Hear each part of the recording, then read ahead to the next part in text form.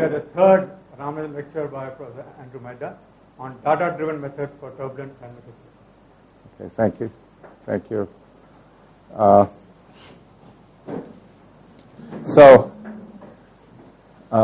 Again, today's lecture will not have much directly to do with the tropics, although some of the ideas from this lecture I'm planning to use in rapid ensemble data assimilation methods for the tropics in the future. So this is, again, in the spirit of the Ramanujan lectures. I'm going to throw out three different topics of data-driven methods, which are applied math topics that are really important for climate science, I think. Including, by the end, I think, an exciting new method we have that should replace empirical orthogonal functions or singular spectrum analysis if you want to capture both intermittency and low-frequency variability. So I would like to acknowledge my main collaborators. So for this talk, John Harlem from North Carolina State, who you all know here from this week, who's an expert in data assimilation, and my postdoc, Michael Bernicki, and Dimitri Giannakis, who was my postdoc but is now a tenure-track assistant professor in chaos at the Quran Institute. So we're really entering a new era, and this is a place where actually climate, atmosphere, ocean is leading it in data assimilation. But we're entering a new era where we want to use data for complex turbulent systems to improve scientific understanding, make real-time prediction, and quantify uncertainty in long-range forecasting. So let me give you some examples. Tracking a hazardous biological, chemical, or nuclear plume in real time. You would like to calculate one constrained by the available data that you have rapidly. A second one, right now our satellite information and our estimates for poleward transport of heat in the ocean are based on satellite altimetry estimates, which are inherently large scale. Yet we know from theories and observational field campaigns that most of the heat transport in the ocean is carried by mesoscale eddies. So how to estimate that heat transport of mesoscale eddies from coarse observations of satellite altimetry? So that's clearly some kind of subgrid scale resolution you have to do. That's what I'll be talking about also. And then another important problem, which I'll briefly comment on, is finding the limits of predictability for low-frequency components of climate. So it may be very hard to predict the low-frequency components of climate, but it may be less hard to find out what the limits of prediction are for them and what are limiting them. So there are many, many new mathematical phenomena that arise which deserve further study. That's what I want to say. So again, in the spirit of the Ramanujan lectures, there's a lot of mathematics here. So the plan for the talk is three things. I want to talk about physics-constrained nonlinear regression models for time series. Virtually everyone in the audience knows that a lot of prediction models are simply linear regression models with no physics in them. You can make nonlinear versions of them with no physics in them. But the key thing I want to emphasize, which is really important and not a topic of statisticians, but is a topic for us as applied mathematicians interested in climate science, is the physics-constrained nonlinear regression models. How to do that. And that's going to be a very brief discussion.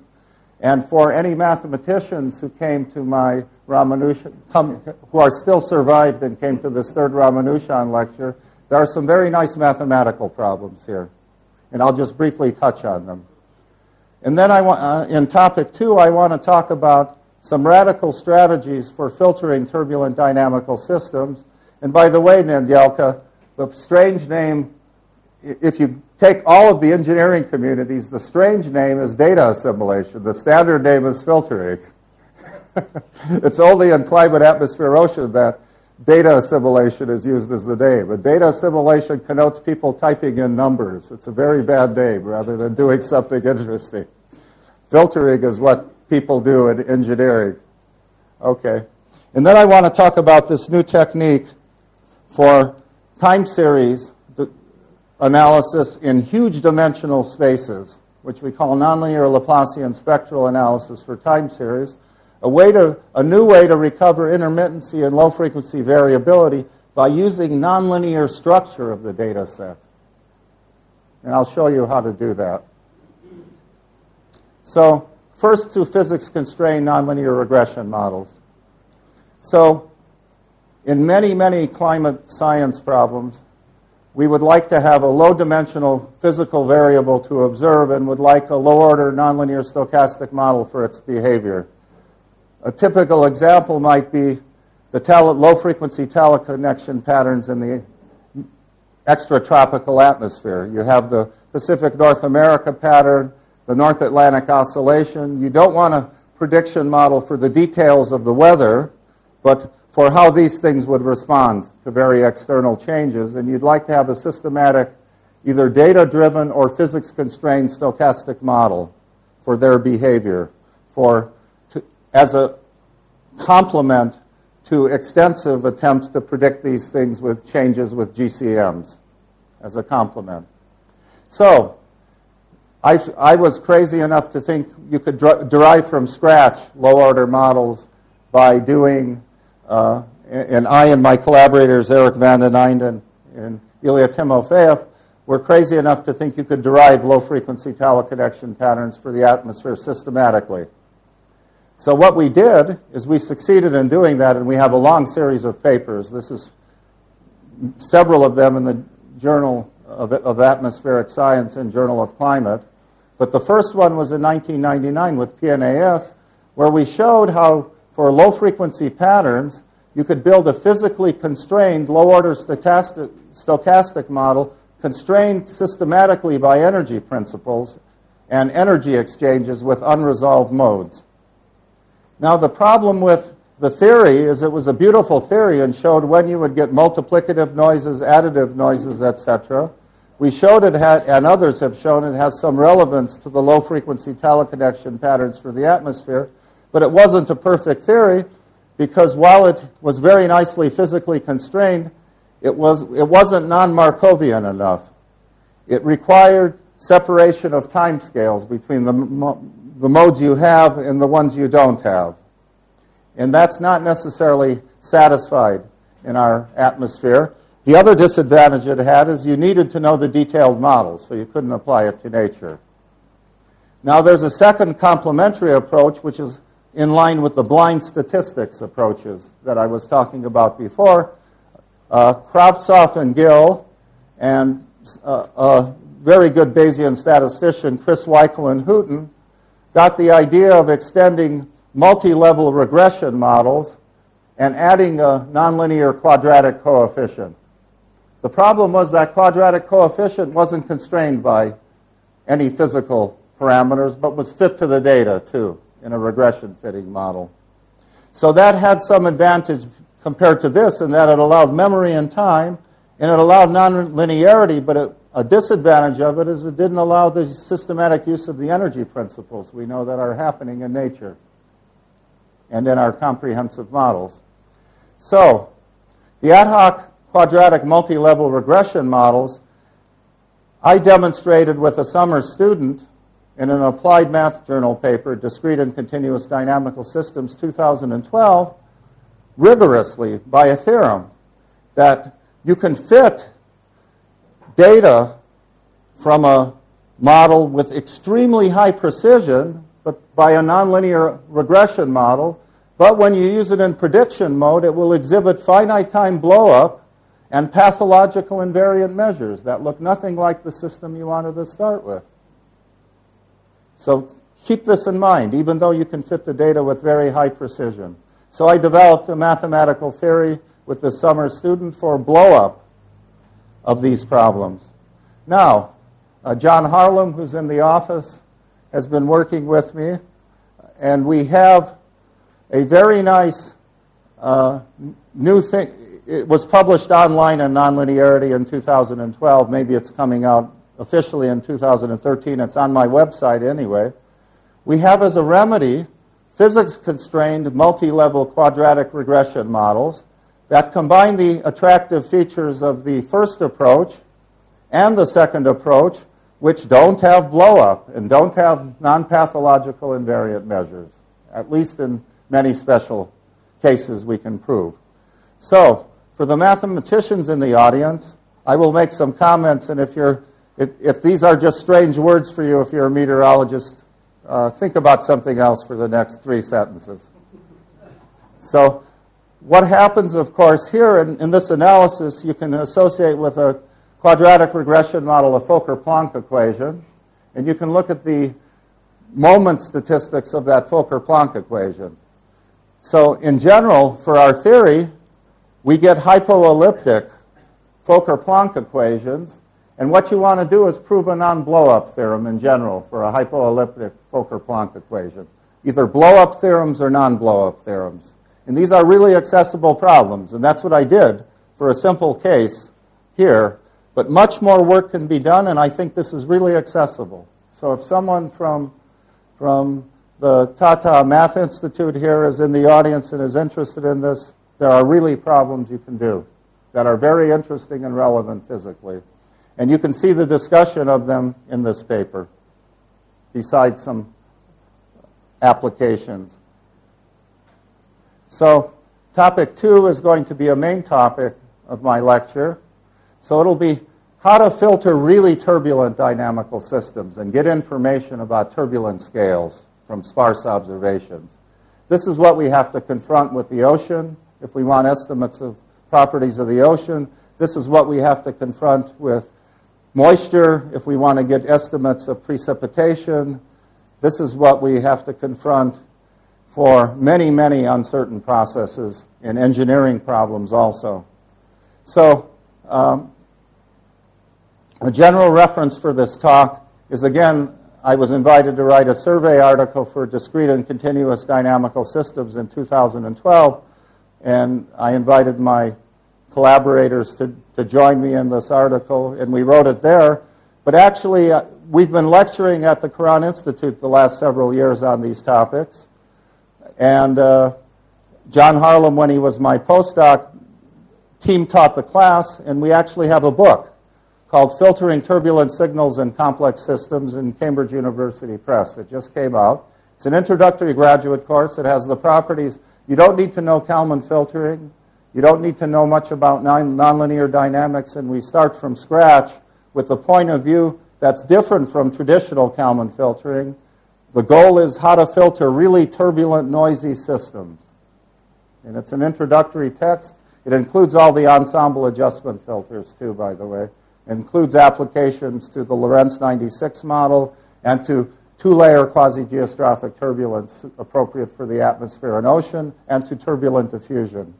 So there are some real examples, but we build up with just knowing calculus and the most basic probability theory. So, and it's again, that vision that we develop in this book is one of the things I'll exploit. So there have been some really nice talks by Ibrahim Hotite and Najelka Zagar, and there will be two more talks tomorrow on data assimilation, but I'm sure everyone by now understands that here's what happens. So we can only, for really complex systems, data assimilate in discrete time because it's too expensive to gather all the data and assimilate continuously. So this is a very natural data assimilation time. So our dream is to have a probability density that is the forecast from the previous time. That's UMM. That's our posterior after the analysis step from the previous time. And then we forecast and get a new statistical distribution. That becomes our prior distribution in order to wait to the observations. Our prior distribution could be some targeted distribution here. We then find out that the observations tell us it's this magenta thing.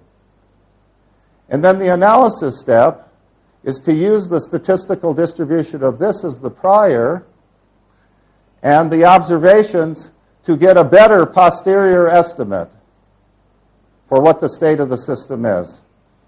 And that's what filtering is. And then it's a sequential process you keep repeating. So, as Ibrahim already motivated, I'm doing just one step of this process. This is a simple application of Bayes' theorem, which is very important to understand for how bad it is in a large dimensional space. Okay, so here's the idea. What you want to get is the estimate of the state at time m+1 given the observations. That's hard to calculate, but by Bayes' theorem, that's proportional to the prior probability density for the state, that's our forecast, times the probability of the observations given a value of your prior state. And this is usually very easy to know. That's typically a Gaussian variable or some known probability distribution. And this is known from your forecast. So you say, what's the big deal about filtering? We just have to, this isn't a probability density, we just have to normalize this probability density, and we've got our answer. So who cares? Why is this so hard? Here's the problem. Compute the integral of your probability density to normalize it. This is equivalent to the partition function of statistical mechanics. You have, if you have 100 variables only, which is nothing, this is an integral over a 100-dimensional space. If you have a million variables, more than a million or close to a billion, as you might have in operational models, this would be formally an integral over a billion-dimensional space. You can't do that. Now, the Kalman filter, the very famous Kalman filter, is the optimal unbiased posterior mean and covariance by assuming a perfect linear model, Gaussian observations, and Gaussian forecast errors. So there you can compute the formula, but as Nedyalka commented, you can't even begin to compute a million by a million covariance matrix. So you can't actually use the formulas even in the Gaussian setting. Okay, so these are the challenges. So these are I call the curse of ensemble size and the curse of dimension for large systems.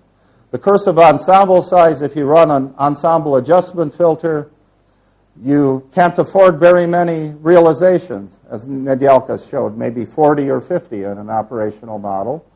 And the curse of dimension, that if you have some other way of doing it, even if it's a linear Gaussian model, you can't straightforward evaluate any of the terms. So Nedyalka also made a nice point in her talk, and there were clearly issues with Ibrahim's talk with model errors. So one of the hidden problems in filtering is we have a turbulent signal for nature, and our model for nature is very imperfect, perhaps exactly where we want to extract the information we want.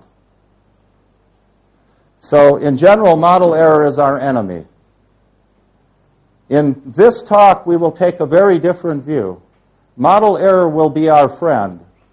We will design filtering algorithms that will be extremely cheap and efficient for capturing key features of turbulent systems without capturing everything about them.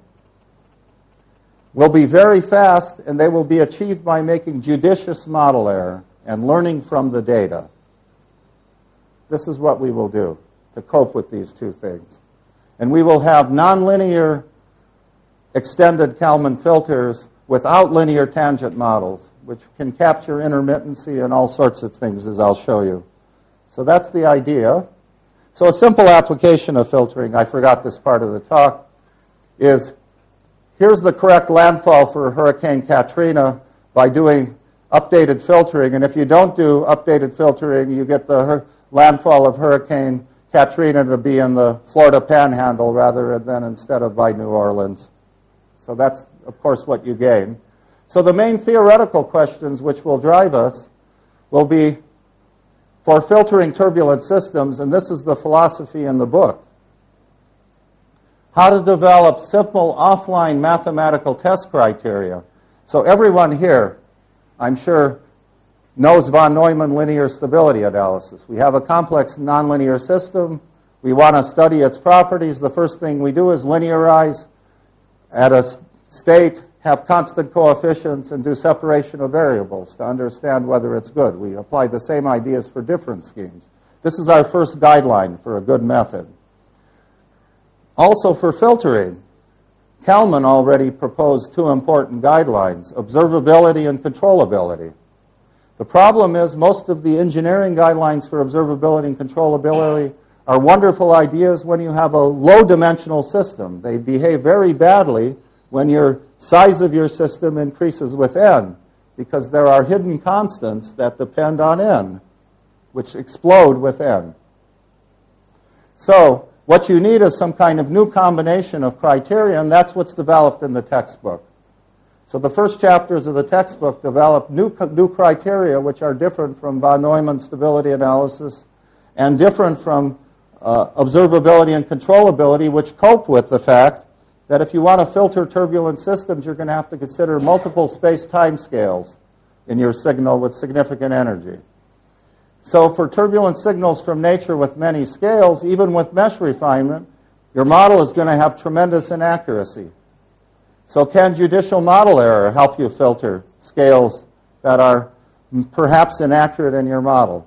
And now here's the third step. We're going to develop new strategies and stochastic parameterizations to reduce model error and improve filtering and prediction skill by beating the cursive ensemble size. These are the challenges, and these are the things I'll show you. So the first thing I'm going to write down is a test model. So think of this as a Fourier mode of a complex system, a turbulent system, a single Fourier mode. So a single Fourier mode, and think of this maybe as being somewhere in the inertial range of a turbulent system.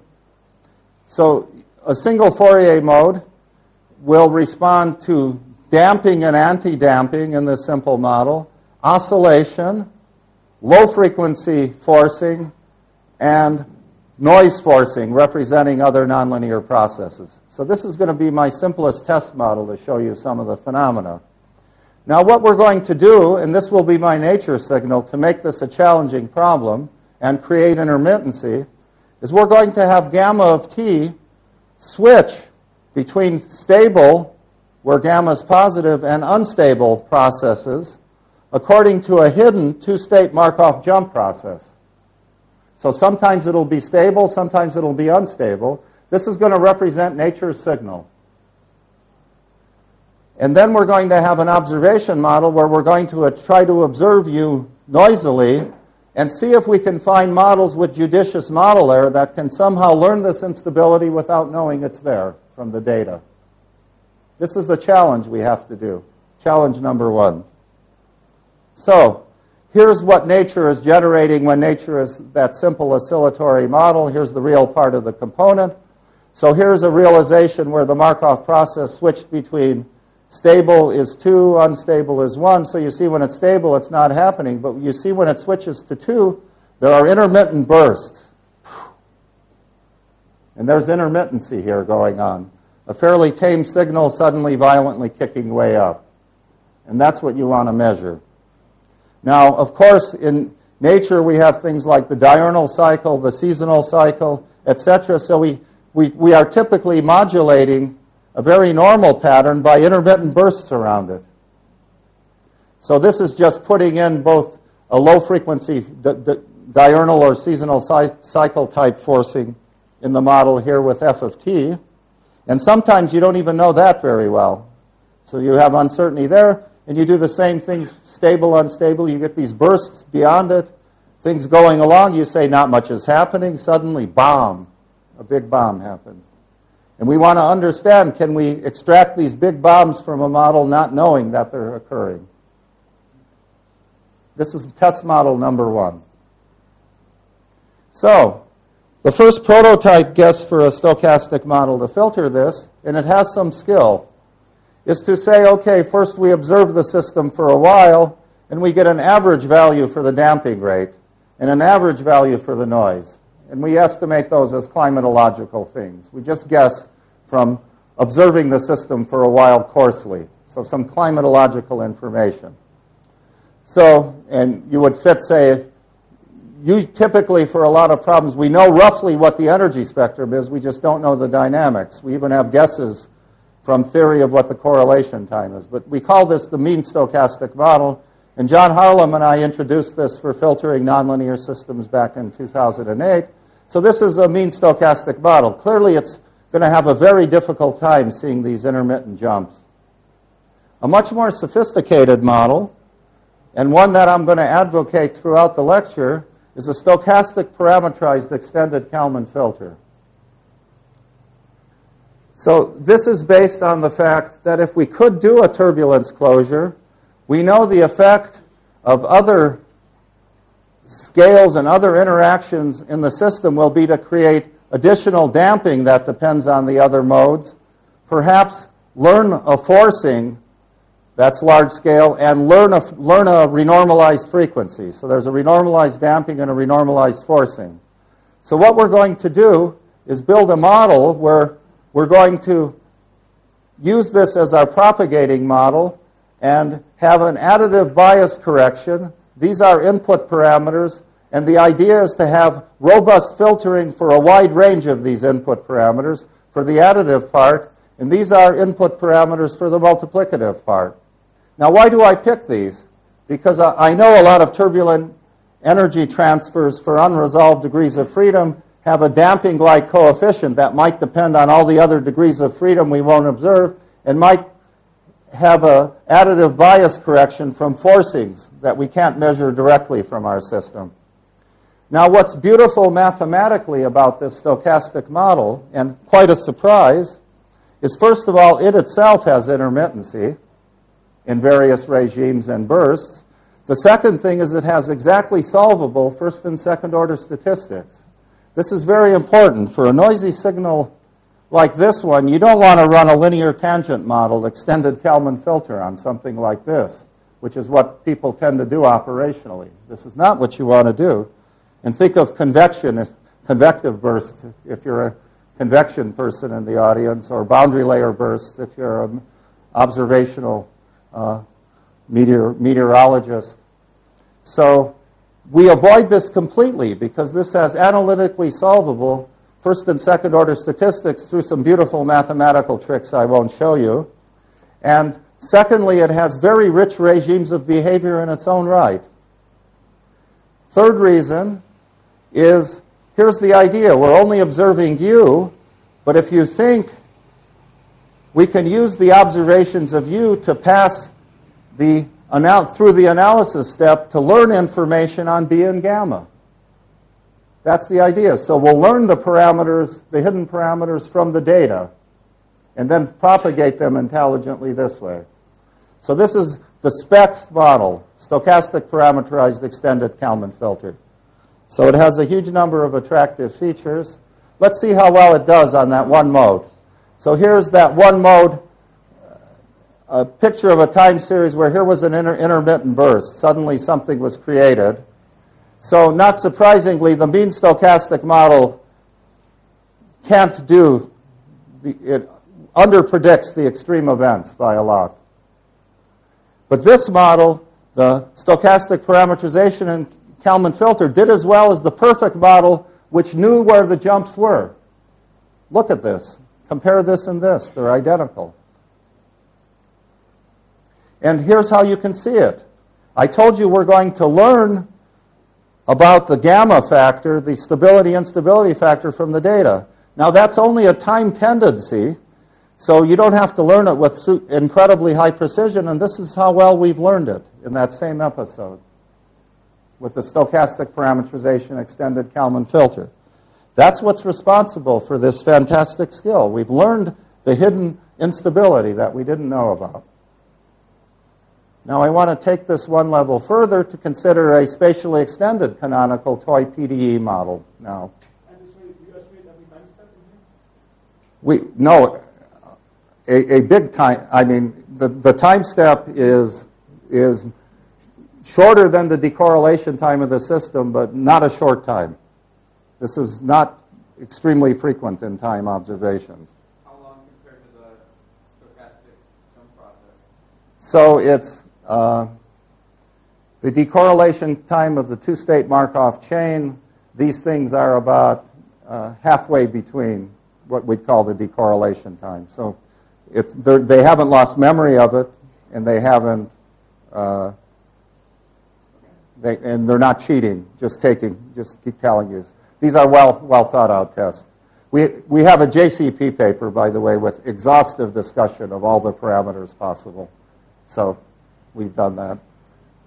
So now our next canonical thing is sparse observations for spatially extended turbulent systems. So now let's think of Fourier modes in a spectral method. So what we're going to have is the first 5 Fourier modes. Oops, sorry, I apologize. I'm tired today and I hit the wrong button. So we have first 5 modes that are going from stability and instability like in the single model, and then we'll have a simple model for all the other 5 modes. And we're going to have extremely sparse observations, and our goal will be, can we recover the turbulent spectrum of this system without knowing the details of the system from sparse spatial observations now. We're going to have an order of 100 and something modes, and we're only going to have something like 15 observations. And we're going to ask, can we recover the turbulence of this system? Of the time series at various spatial locations. So here's an example of what this system looks like.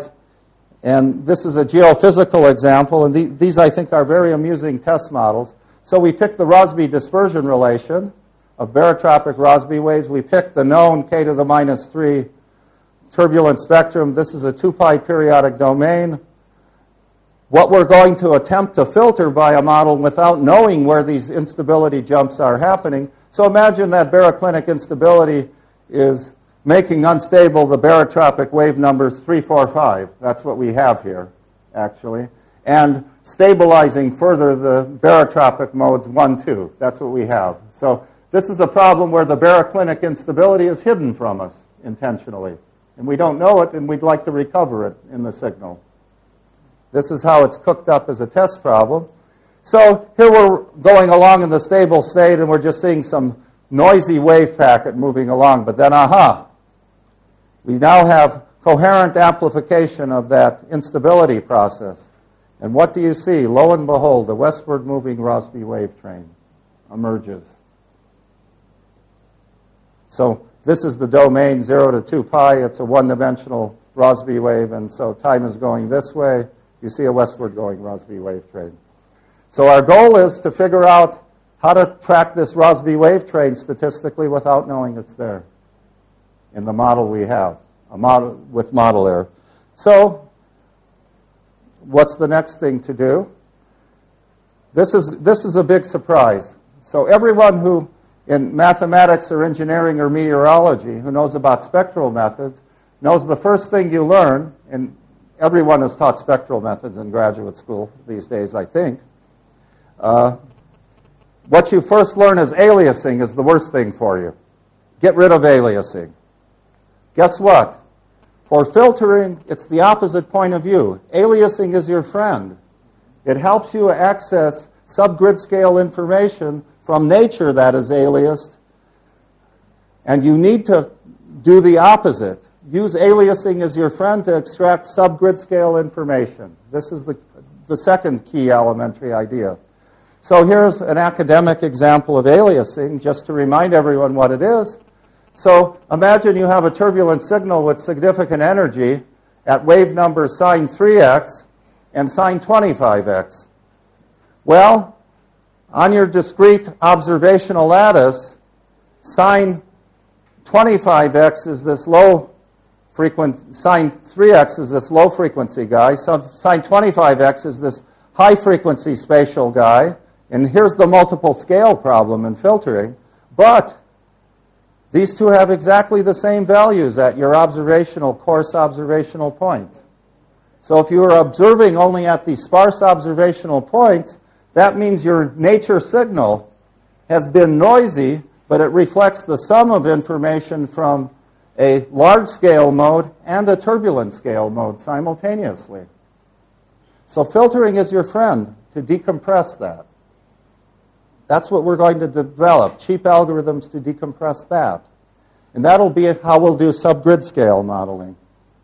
So this is the mathematization of that formula.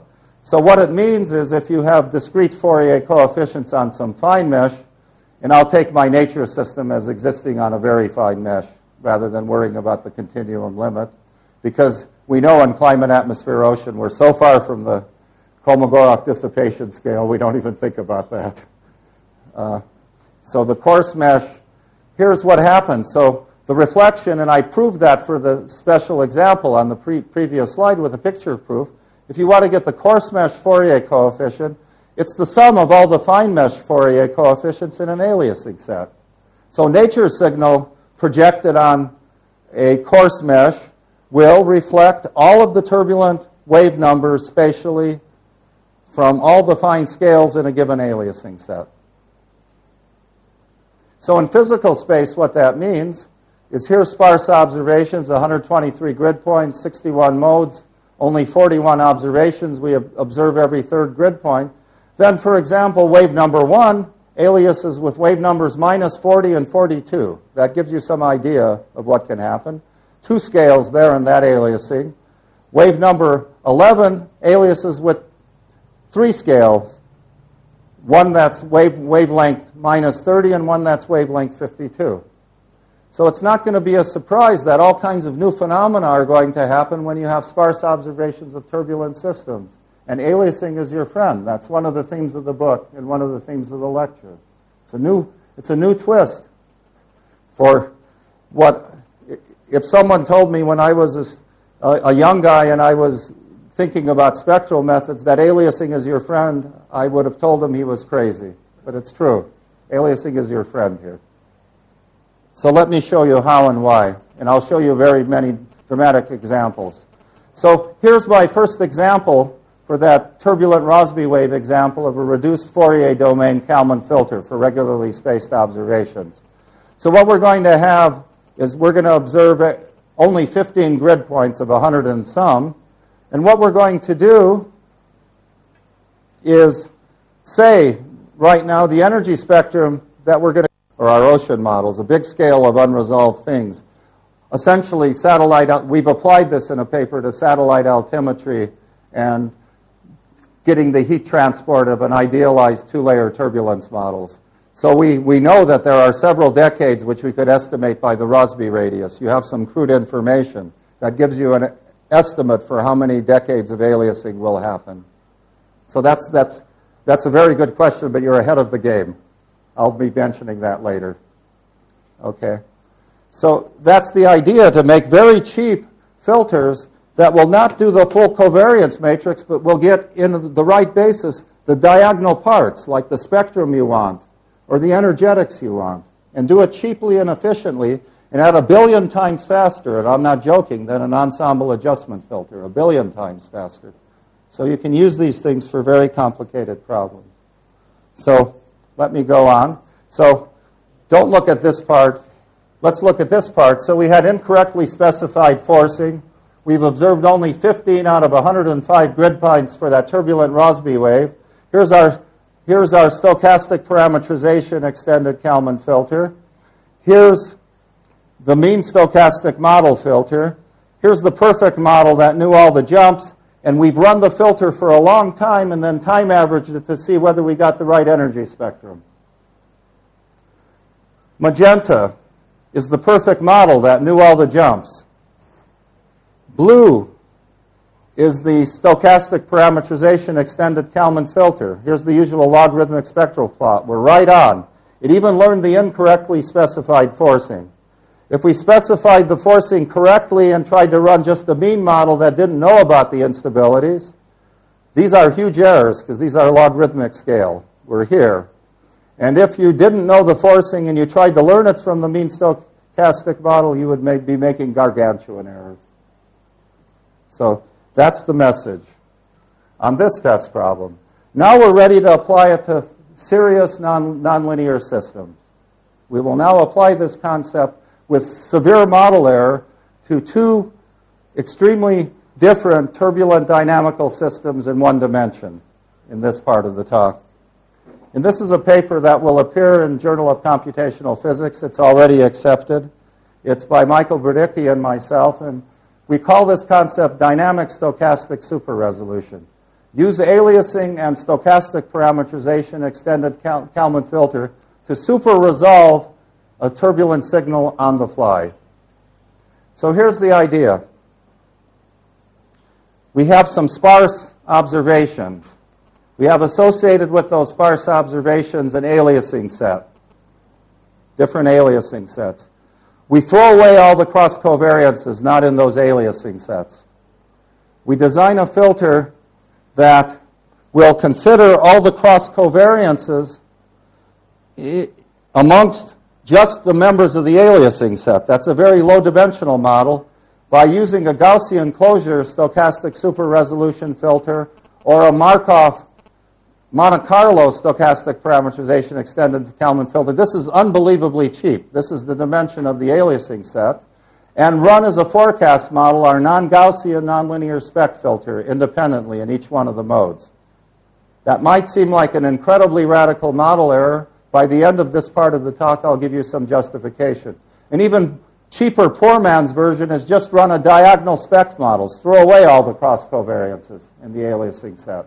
So we're combining now the two things we had before. The super resolution from aliasing and dynamic stochastic from the spec model. So how well can we do? So I'm going to demonstrate on two very different turbulent systems. So I told you that Galyarkin truncated Berger's equation is a very good model for stochastic backscatter of turbulence. A terrible model for shock waves. It's energy conserving, but a great model for stochastic backscatter. That's what a model introduced by myself and Ilya Timofeyev then. And Joseph Bielo and John Hunter, in an applied math study, found an amusing equation which allows for dispersion too, and I wanted to add dispersion here. So it's alpha times the Hilbert transform. So this is a standing wave dispersion relation added to this, and it conserves energy. And I'll show you it has a beautiful wide range of turbulent waves with large-scale patterns interacting with small-scale turbulence. Now, you can imagine the problem from Hal for doing filtering for in one dimension is the MMT model I talked about last lecture, which I used for dispersive wave turbulence. So the MMT models, as I say, were named by Zakharov for us, and that's Majda, McLaughlin, Tabak, Journal of Nonlinear Science, 1997. And if you want to read about these models, there's a very nice paper that summarizes the models with David Kai as the lead author, and then the three of us in Physica D in 2001. That's the recommended paper, that and this one, for where the model comes from. We're going to run exactly the same extreme regime with soliton collapses, the same kind of model. And it's a prototype with direct and inverse cascades, coherent structures, wave breaking, and wave radiation. Has all those ingredients. These are our two test models for our incredibly cheap stochastic parameterization algorithms. So first, this one is an easier one, the truncated Berger's Hilbert dynamics. Here's a time series snapshot of the thing. And of course, in our published paper, we've done a lot of statistical analysis. I'm just going to show you a case study. So you see these large-scale waves, but interacting and chaotically being influenced by smaller scales. So our goal is to filter this large-scale wave by something where we're very cheaply, not run an ensemble filter, which would be much more expensive, but just run these very cheap diagonal filter. So the large-scale pattern gives you energy here, but significant energy in the other modes. So about 1/4 of the energy happens in the other modes. So we'll take a case where here are the three aliasing modes, U1, U minus 34, and U36 squared. So you can see the sums of these two energies is comparable to half of this one. And this is the primary energy we'd like to filter and understand. Can we do it? So we run these unbelievably cheap filters. The truth model here is red. The crude three-spec filter that simply assumes diagonal within the aliasing set is blue, and you see that's making significant errors. But the three Gaussian closure stochastic super resolution filter is noisy, but doing a pretty good job of tracking the trends. Here it missed a bit. Now let's go ahead to the MMT model now. Here's the MMT dynamics. Here you see an inverse cascade and that spectrum of the type we talked about with a slope of k to the k to the minus 5, 6. And here you see in physical space the blow-up of the solitons collapsing and radiating waves. Now we're forcing at wave number 2 here, I believe. And what we're going to filter is, if I remember, wave number 18. So it's got significant energy, but notice its energy is not that less. Oh, no, here's wave number 18, because here's 2,000 wave numbers. And we're going to filter with aliases with 2 modes with significant energy. So how well can we do here? Here's mode 15. There are 4 alias modes, mode 985 and mode 1015. So you can see these are, the sums of these 2 energies is 60% of this energy. So it's a very tough filtering problem. Nature is only giving us the sum of these 3 modes and telling us, get the energy that's right for this mode. So it's a very tough problem. And then there's a mode here with much smaller energy, which is a 4th aliasing mode, and we're going to throw that away and consider that the noise. Now here, the diagonal filter, this is a really tough, noisy signal. We're tracking it amazingly well with this cheap Gaussian closure filter. Notice the model error we're making. It's a cubic equation, and we're solving it with a quadratic stochastic parametrization extended Kalman filter. It's not even a cubic equation anymore. Tremendous model error. Yet we're tracking very well. Look at the red and the green. They're tracking along very well, even including some really turbulent crash here, upper burst, lower burst, jagged bursts, right in the turbulent inertial, large scales right above the inertial range of the system. Imagine running an ensemble adjustment filter on this problem. It would be incredibly hard to keep it stable. We have examples in our book where if you run a 2-layer quasi-geostrophic model with oceanic stiff Rossby radius, you can barely get an ensemble filter not to blow up. And these cheap filters will give you the right answer like that at 1,000,000 times less cost. That's an example.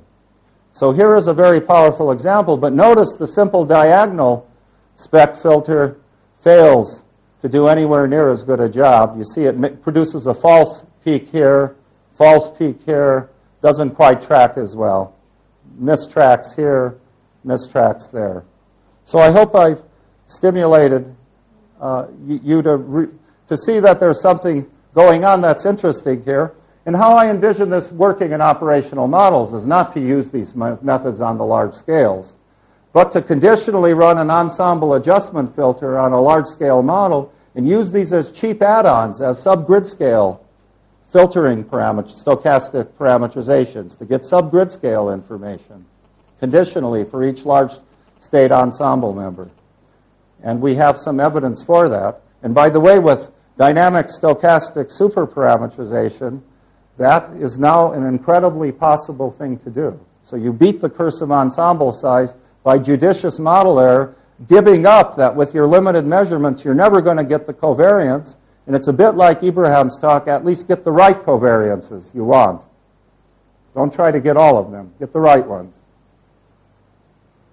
Okay, so why is this going to work, and why does it work? We have published papers where a version of this method works very well for poleward eddy heat transport in idealized 2-layer problems for the satellite altimetry problem, where you go from the surface measurements down to get the baroclinic component, and then you go to the smaller scales to get to the Rossby radius. You have to do both. So you need under resolution, you need the stochastic super resolution in both. And yet the method tracks and reproduces the eddy heat flux, where you can't even run an ensemble adjustment filter on the same problem without enormous stiffness problems. And John Harlem, in the paper we wrote with John Harlem on these things, John, who's a fantastic scientific computing guy, spent 95% of his time on the paper we wrote trying to get at the ensemble filter of Jeff Anderson not to blow up. That's how hard it was, to be fair. And 5% of the time running our own stuff. And Jeff Anderson, by the way, has the world's best ensemble adjustment filters, and he's a tremendous guy in this particular field. So why is this working for now fluid mechanics equations? My God, there are quadratic nonlinearities and everything.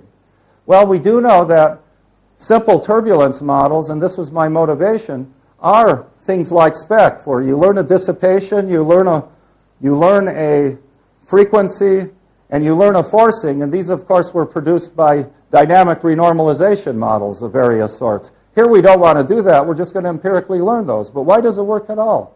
Here's a remarkable fact. If you take a grid in physical space, and you look at the aliasing set of one member, so here's the aliasing set of this low-frequency guy. So you ask, we have quadratically nonlinear interactions. Let's look at them in Fourier space. Does the nonlinear interaction of this mode and this mode occur? Does the nonlinear interaction of this mode and this mode occur? Does the nonlinear interaction of this mode and this mode occur? Here's the remarkable fact. Within an aliasing set, all direct nonlinear interactions amongst one aliasing mode with another vanish. So, that means that not including direct nonlinear interactions didn't hurt us at all when we have sparse observations and we want to super resolve. They're not there. There's only indirect interactions through the other nonlinear parts of the system. So there's distant separation in some sense. So that's a remarkable fact, and that explains why things work. Now, no. So I just demonstrated. MMT was cubic nonlinearity, and we used the quadratic spec filtering model and got fantastic skill. So didn't need it. So this particular fact I just wrote, maybe that's what you meant, Amit. This particular fact is using the advective quadratic nonlinearity of geoscience flows, of course. This fact. But the other application, we had a cubic model. And we were filtering with the MMT is a cubic model, and we were filtering with quadratic spec filters. So we had severe model error in some kind of sense, but it was very judiciously chosen. Okay, so now third topic is low-frequency variability. And I started a little late, and I'll probably run over a little, because I'm hoping that many people will start thinking of a new data analysis. And from this meeting, I'm very eager to take monsoon data for the monsoon region and apply this technique to the monsoon data region. Because we have, I won't talk about it today, we've applied Wenwen Tung, who is well known to many of you as a distinguished observational tropical meteorologist, and has been visiting us and working with Dimitri Giannakis and myself on the Klaus data set. And from the Klaus data set, we get an amazing picture of tropical variability. That's all I'll say. I won't talk about that here. I'll talk about something else. I would love to apply this objective technique to the monsoon region. And this is a great problem and extremely accessible. So this is a very new technique. And the person who had the key idea for this technique was Dimitri Giannakis.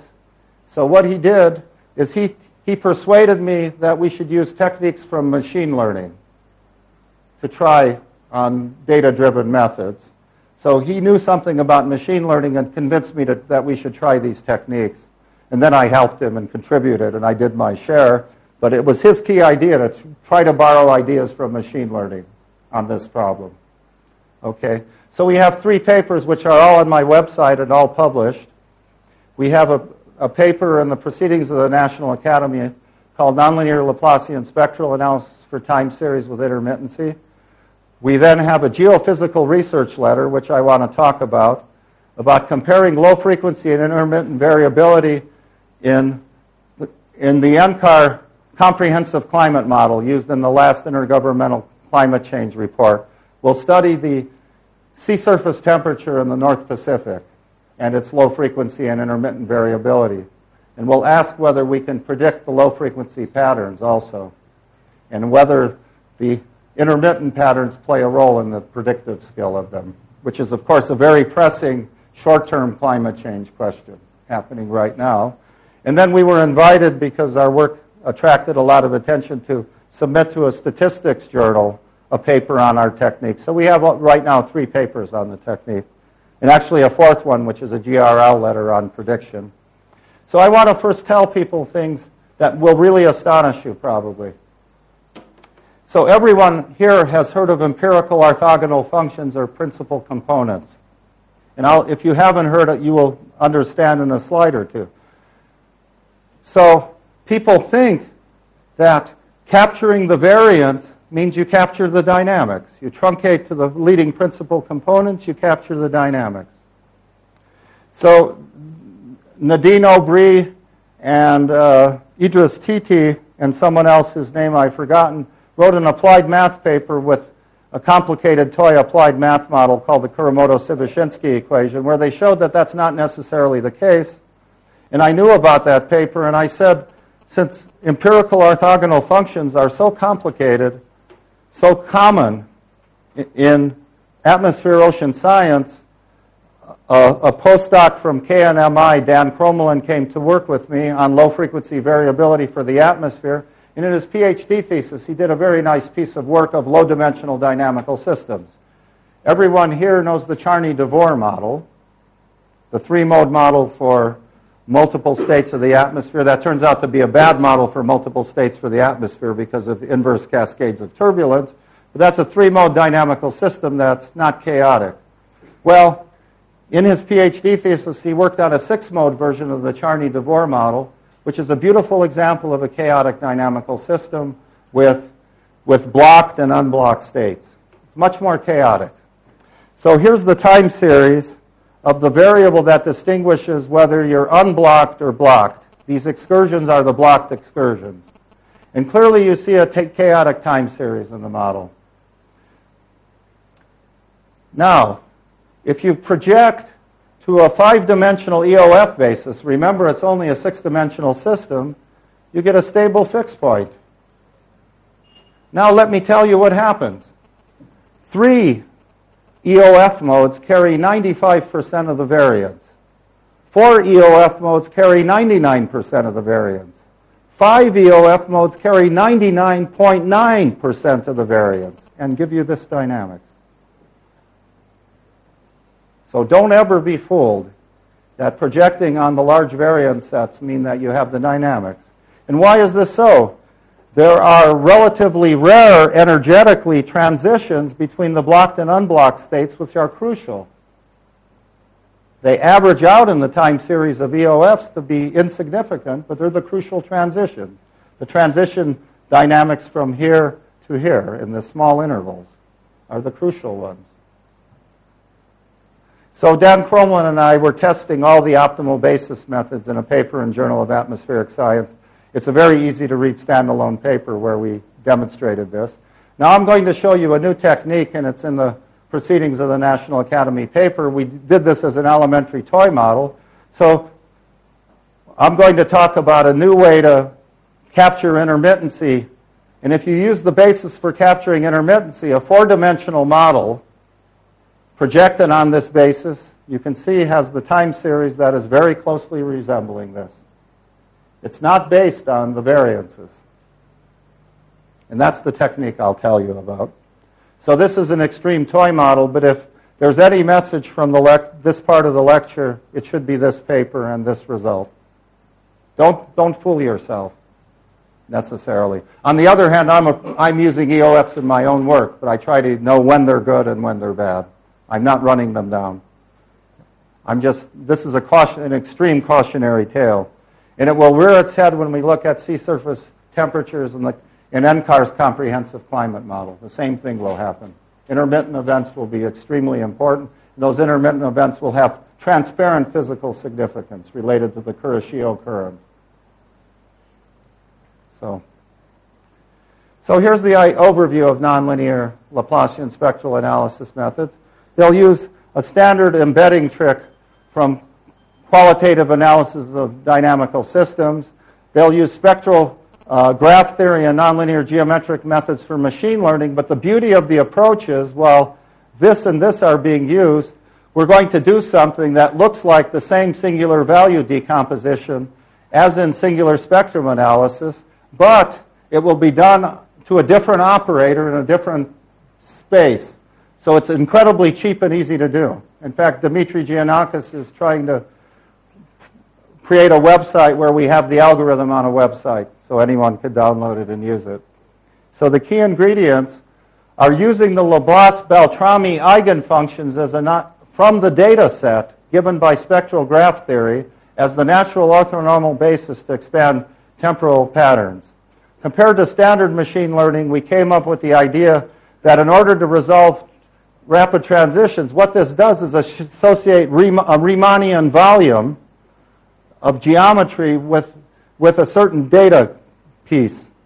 And so what we realized is for these very intermittent transitions, we should associate more Riemannian volume to them. So we have a very nice thing that's not in the standard computer science machine learning algorithms, which is time-adaptive weights. And then we use a singular value decomposition, much like singular spectrum analysis, on a nonlinear data manifold. And then I won't get into this. Then we estimate how well we're doing by an entropy criterion. But that's a technical detail. So here's what singular spectrum analysis is.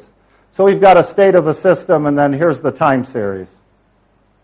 Our state will be the sea surface temperature in the North Pacific in our application. So what you can do is take that time series matrix and do a standard mathematical linear algebra decomposition called the singular spectrum analysis. So the U is XX transpose, and that's the eigenfunctions of U in a singular value decomposition are exactly the principal components. These are the EOFs. And this matrix V is exactly the temporal patterns associated with those EOFs. So this is singular spectrum analysis, and Michael Gill didn't invent this at all, but he popularized it. Nadine Aubry really has the nicest paper much before this work again. So now let me tell you what singular spectrum analysis could miss. Imagine your real data is doing this, and you observe this piece of the data. Well, so singular spectrum analysis is a linear projection of data. So it's making this complicated swirl look like this little oscillatory wiggle about a mean. So that's going to fail. So what we're going to do is build nonlinear functions on the data manifold, not these simple linear projections. And this will be very important. So what we're going to do is take our data set and consider nonlinear functions that are a sum up to L of L eigenfunctions of the data, which are eigenfunctions of a graph Laplacian data thing. Now, these things have been developed by computer scientists for sorting problems, and these two are the prominent ones. And they can be very efficiently computed by high-dimensional algorithms developed in machine learning, computer science, really. And this is where Dimitri suggested we try this. So the other trick we use is time-lagged embedding. So, for example, if you take sea surface temperature in the Pacific, that's a highly non-Markovian data set. There's a lot of memory that went into creating that. So, for example, we will take our 1-month data and lag it to 2 years to make it more Markovian. That's a way to unfold the projection of a data set into something that looks like a better geometric manifold. And that's another standard technique first proposed in 1986. Here's the adaptive Gaussian weights. Let me skip that. Here, what I want to show you is we're going to have a simple operator once we have these nonlinear Laplacian eigenfunctions where we do the singular value decomposition. So we do the singular value decomposition. It'll give us our leading spatial patterns and our temporal patterns associated with them in the same way. It's just it's a nonlinear operator on the data manifold where the nonlinear evaluations involve the Laplace-Beltrami eigenfunctions computed by this algorithm. I don't expect people to understand it, but I do want to show the results. This is just to prompt your interest. So now here's a real application, and I mean a real application. This is North Pacific SST data set. I want to thank Grant Brandstatter for helping us supply the data, by the way. So what we're doing is it's from the IPCC4 fixed greenhouse forcing runs.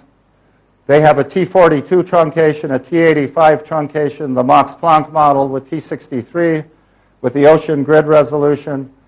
Here's the number of dimensions we have to work with. We have already 6,000 dimensions of gridded points, but we do a time-lagged embedding of 1 month space time series with 24 months, 2 years. So I'm not kidding you. We're doing 160,000 dimensional data sets here. Our significant nonlinear Laplacian spectral eigenfunctions, however, are only 26 here, 21 and 21 by the entropy criterion. So let me show you what kinds of modes we get. We don't detrend, we don't remove the means, we don't do any of these things intentionally. It's the raw data, and this is the beauty of the method. So no-brainer, the first variability everyone would guess would be the seasonal cycle of SST. So here's the comparison of the three models, and this is the model, the high-resolution model is the one we'll eventually show the results. So the first two eigenfunctions are just sine and cosine eigenfunctions for the seasonal cycle. The next two are semi-annual ones. These here are periodic ones which are 4-month, etc. The next three are very easy to guess. Also, they're the decadal variability. Experts in the area will recognize the Pacific decadal oscillation, the North Pacific gyre oscillation, and the coastal Kelvin wave, oceanic Kelvin wave pattern. That's the trace of El Nino as the three patterns. However, down in the list are these crosses. And these crosses are intermittent. And these are coming from, they're not captured. Here's singular spectrum analysis. It never even sees them. It captures these, never sees them at all. We can't do singular spectrum analysis on these giant matrices even, by the way. That's why we did it on the ECHA model. You can't even do it on those. So here, our nonlinear Laplacian analysis gives these, and guess what they are physically? Intermittent variability from the Kuroshio current and the subtropical gyre, as I'll show you. So these are the intermittent modes that were the analog of the intermittent modes in the 6-mode blocking example. So here's what they look like. Here is a Pacific, here's a seasonal cycle eigenfunction. Here's the Pacific decadal oscillation time series, a chunk of it. Here's the subpolar North Pacific gyre, its time series. Here now is something that will be coming from the Kuroshio current. These two will come from the Kuroshio current. It's a modulated wave train looking like a block wave eigenfunction if you know statistical physics. And this one looks like a block wave eigenfunction with quiescent and intermittent bursts. And these, you'll see their spatial patterns are the Kuroshio current. So here's the raw data set. Here's the annual pattern, the semi-annual one, the PDO, the NPGO, the 4-month seasonal. So these will be super fast in a movie. These will be super slow. These will look very inactive at times and then bursting like crazy. Here's a snapshot of the Kuroshio current, subtropical one bursting here. Here's a snapshot of it and the subpolar gyre bursting. Here's an example of the Kuroshio, again, playing a big role in SST. And here's the PDO just being onset here, and the NPGO playing a role here. So, I'm sorry? What is the sampling? Monthly or? No, it's lagged embedding, monthly sampling with lagged embedding of 2 years. The road I think. Monthly samples. Monthly samples. Now, I want to make a point. We can use this information to show the limits of predictability. So people would very much like to predict the PDO mode, this low-frequency mode, and this low-frequency mode because it's steering the storm tracks, playing all kinds of roles for our climate change. So they would like to have low-order prediction models for these. Well, can you make low-order prediction models? I didn't list it here, but Dimitri Giannakis and I have a GRL paper on exactly developing low-order prediction models. So if you try to predict the PDO, here's the pattern correlation of prediction of the PDO. First of all, by a linear model where you have ENSO as an external factor. Now, this is prediction within NCAR's model, not prediction of nature. I don't want to exaggerate. And you see that the pattern correlation drops off very quickly. You get very poor prediction with a linear regression model with ENSO as an external factor. If you make, I can't tell you how to do it, but because I don't have the time, a well-designed cubic regression model with only a few coefficients between PDO and NPGO, with the intermittent factors as external factors, I will blow your mind. The pattern correlation of prediction is 1 of these low-frequency patterns. Tracking the time series, here's a typical tracking. Nature is here. We're almost tracking the time series perfectly for the PDO, and the linear with the intermittent external factors doesn't do so well on the NPGO, but the cubic nonlinear tracks in prediction mode for half the time series this well. So it's telling you an important message. You want to predict the low frequency modes in the NCAR climate model, PDO and NPGO. You'd better do a good job on the Kuroshio current modes and their variability seasonally. They are limiting the prediction skill. You can have essentially perfect prediction skill, ignoring all the other variables in the system if you get the Kuroshio current right. And its seasonal variability.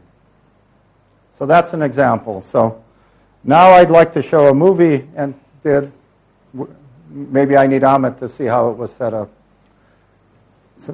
So I thought it was well worthwhile. I nominally can talk an hour and a half. I thought this was important enough to run over my time a little, because I would like to have many users of this method.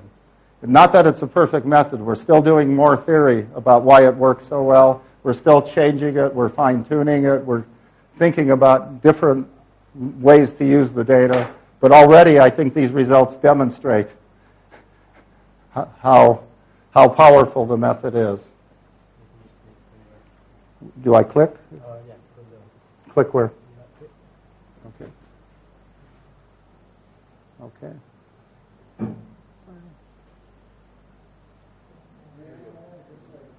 Oh, sorry. So, here are the low frequency modes. So, here are the intermittent modes. Notice, these guys come out and modulate these incredibly. Here's the PDO, here's the NPGO. You'll see these are low frequency modes, so they won't do much, then they'll do a lot. Here's the raw data. Here's the fast, seasonal, and 4-month mode. This one's a little nonlinear, by the way. Now, I'm waiting. Depending on various computers, you'll wait a long time. You see this one and this one. This wiggling one going with this one. You'll see this one going with this one and interacting with this one. So here are the intermittent patterns. You'll see this one. This is the semi-annual Kuroshio. Look at it. These play a huge role in the prediction skill of this one and this one, even though they're carrying much less variance. Much less variance.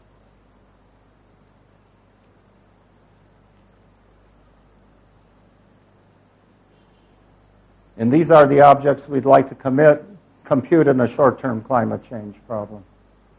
This, by the way, is part of a multi-university research initiative on developing low-order models to predict climate that we're working on. And this is part of our work in that.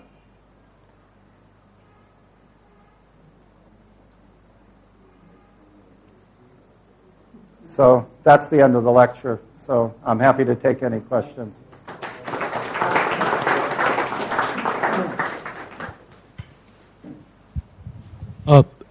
In the case of empirical eigenfunctions, empirical orthogonal functions, so the first step is to anyway get the overall surface.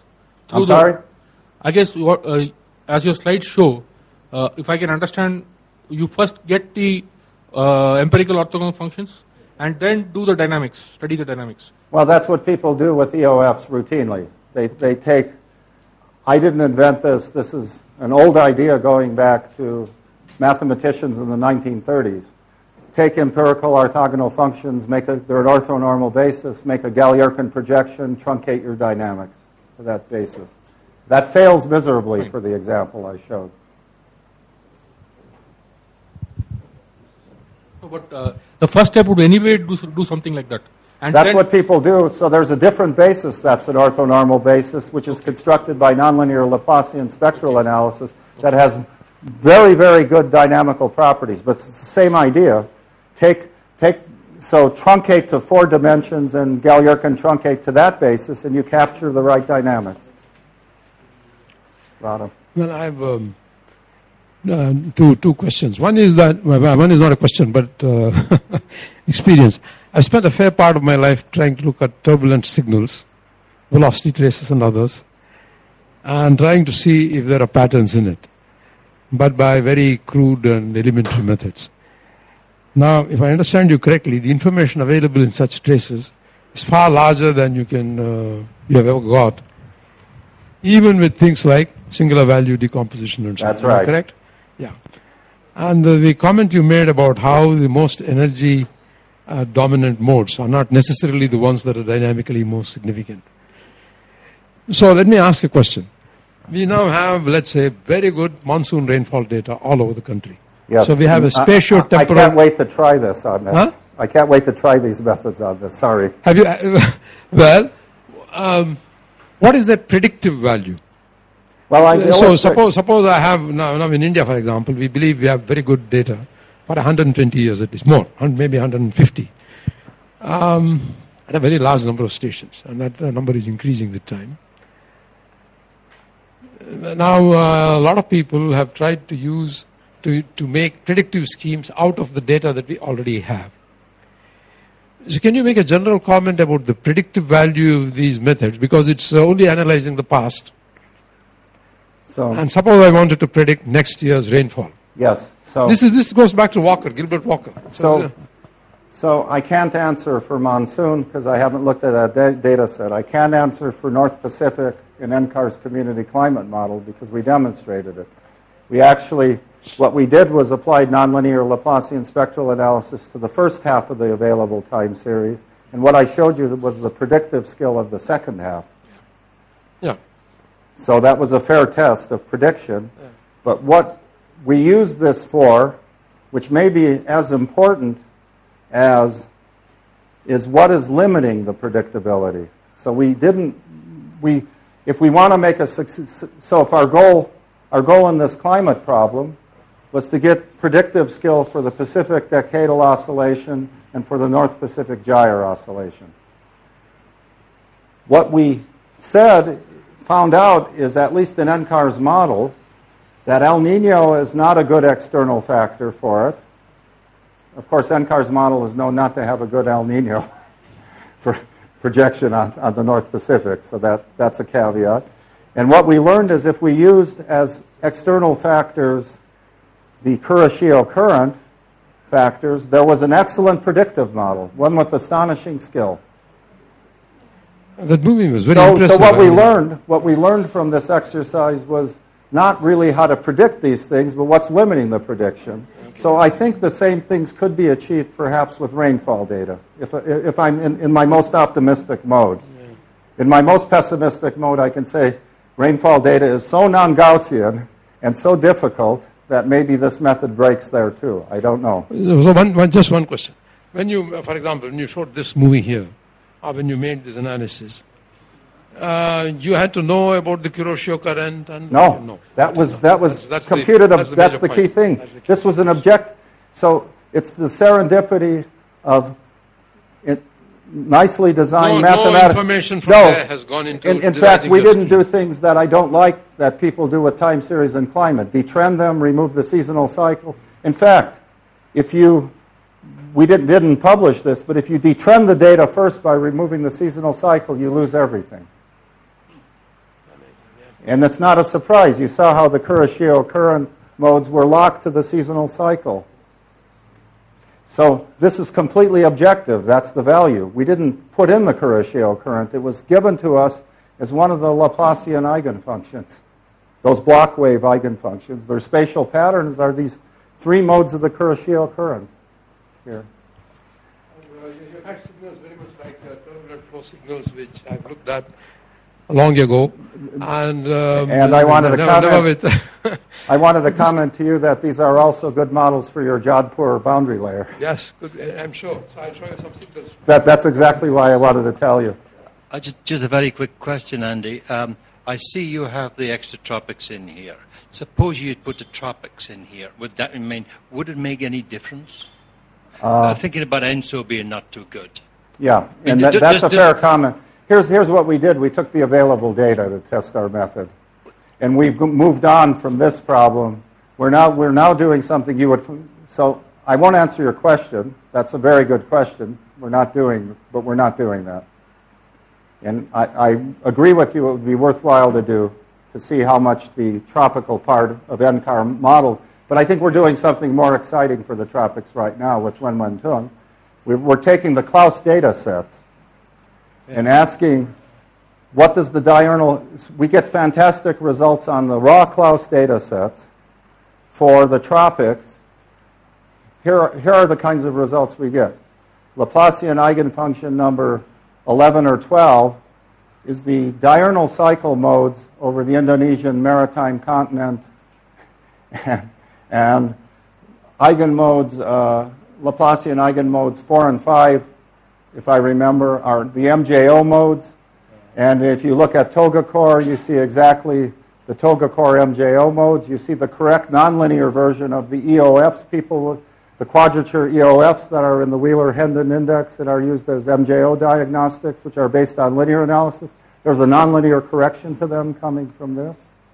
So for the tropics, we've seen a lot. So in fact, you're sort of looking at the OLR here. And, OLR. Case, which is a kind of proxy for rainfall in a broad sense. That's right. Absolutely. So, on the large scale. So this is to address both you and Rodman, but to cheat and not answer your question. So for a student, what we're planning to do, because we have too many fish to fry with this method, it's new and exciting. One of our students who starts working with us on it, we're going to put on exactly the problem you mentioned. Take the NCAR model, which we know has a strange El Nino, run it all the way down to the tropics. The data is available, and see whether that matters or not. Yeah, I mean, I was thinking some interference in some respect, you know. No, you're right. But if I showed you the El Nino pattern, you'd see the classical Kelvin wave running up the coast associated with El Nino. Hi, Andy. I was wondering that this is like a. I mean, there are two coupled model I find CCSM3, and there is one CAM5 which is like a AGCM, and this is run in a. These are like simulations, right? What sort of model run was done? Is it? These are like simulations. These were IPCC report runs. Yeah. These are in the IPCC report. So my point is, so it is like, we can't really make out the predictive skill of capturing the seasonal, intra-seasonal, and intermittent modes of these models. I mean, we can say that this is the skills in the hindcast of this model. It is like a simulation. What do you feel? I mean, Mitch. Yeah. Except what we produced by the end was a low-order model, which showed the limits of predictability of the low-frequency modes you'd like to predict within the context of the NCAR model. Now, as part of this Bury project, John Harlem is a member, and we want to work on assimilating real data into the NCAR model, our reduced model we have, to see how well we can predict using real data for a cheap low-order prediction model. Obviously, we'll test it in hindcast form. It's not obvious how to blend our techniques with that.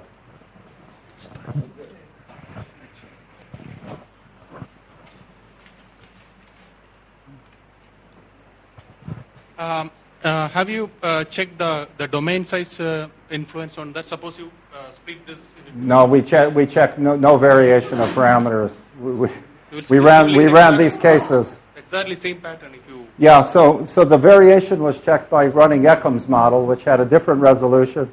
And then we ran NCARs. They had the data for NCAR with instead of T82 or T41. No. What I'm asking is, suppose you separately analyze this method, splitting this domain into two separately, and then you put it together. Will it? Now, we are doing something because there's a huge interest in sea ice depletion. So in a project with one of the very bright student from Courant named Mitch Busha, Dimitri and I are doing localized domains for how much sea ice interacts in this famous basin region and this Bering Sea basin region. So that's a multivariate problem with SST and sea ice. And we're asking, how does the sea ice patterns go with these patterns objectively? So there we then truncate the domain to here and truncate it here. But there's you know, these are new methods. There's only so many problems you can do. But we're doing that right now. With, by the way, incredibly interesting results about how the sea ice appears and disappears in each basin, correlated with other variables. Can you clarify about this aliasing? Are you getting more information than looks as though you're getting more information than using a few observations? Is that yes. Right? So you're talking about the second part of my talk. Yeah. That's the key thing. Take your sparse observations, develop an intelligent design thing exploiting aliasing, and you can get much more information if you make an intelligent design filter that respects that. That's the whole theme. We're getting much more information than you could imagine from the sparse observations directly. That's right, by decompressing using aliasing and by having a forecast model that respects intermittency in the modes. That's exactly right. That's why we call it dynamic stochastic super resolution, because we're super resolving subgrid scale effects.